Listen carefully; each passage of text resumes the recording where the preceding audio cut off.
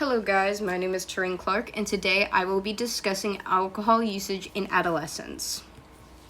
To start off, I want to say that most of my statistical information comes from the National Institute of Alcohol Abuse and Alcoholism.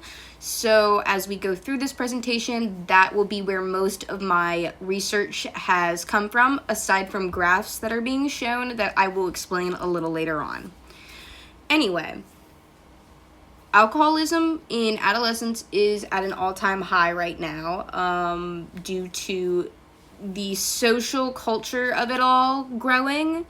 Parties are becoming more prevalent.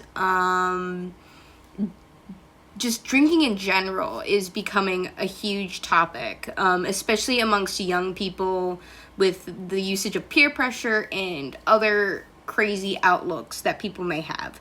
And this would be why alcoholism is a leading cause of disability and death amongst an adolescent age group because of the risk going into it. To continue, adolescents are known to have less drinking overall, but they are also known to drink a lot more at once. Adolescents are more commonly known as binge drinkers rather than every average day drinkers because they only drink at places like parties and special events, while adults, they're of legal age, meaning that they can get alcohol at any point in time.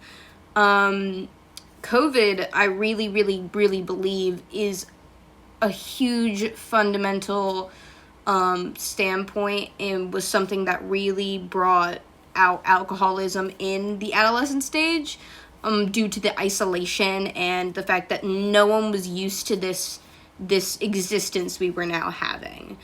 To continue forth, 4 to 5 drinks on average between men and women is the recommended amount to be having. Over here on the side show 2 different graphs, one being underage drinking being more common in women, but overall drinking as a whole becoming more common in men. To continue on once again, in the 1990s, alcoholism was at an all-time high. 50% of high school seniors that year agreed to have been drinking in that exact month. In 2020, 34% of high school seniors still agreed drinking alcohol within that exact month, which may seem like it has dropped and gotten lower, but it has actually rised in comparison to 2018's 30%, meaning that we are on a rising slope once again. The effects of drinking, there are many. There are motor vehicle accidents, there's high-risk sexual behavior, other substance abuse issues, mental health problems. This all comes with alcoholism at this age of development because the brain doesn't fully finish developing until around the age of 25, meaning that decision-making, attention, and cognitive control isn't fully built or prepared yet. And this would be why alcohol affects the brain, because there's so many different things taking place all the time. I mean, to continue on that, like, the functions of your brain, they begin to change. This would include gray matter volume within the brain, white matter volume, neurocognition, and alcohol cue readiness.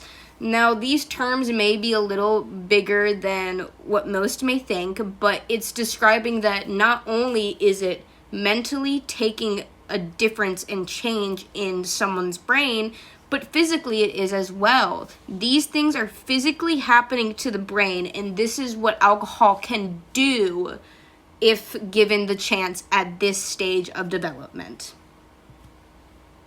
Factors behind alcoholism, there are many different factors. I mean, age of onset, family history, people who are mentally disordered or have mental health issues such as depression, anxiety, bipolar disorder.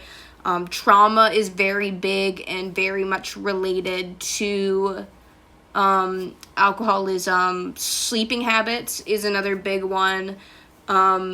there are the usage of other substances. Some people start with smoking and then proceed to go on to alcoholism.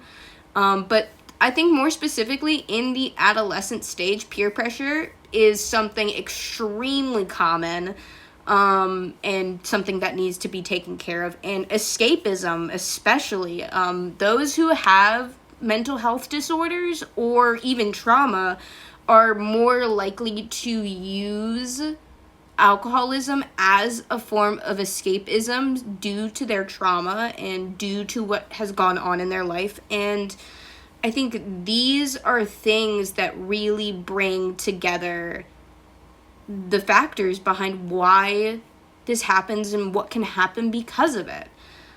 And lastly, here's my resource page.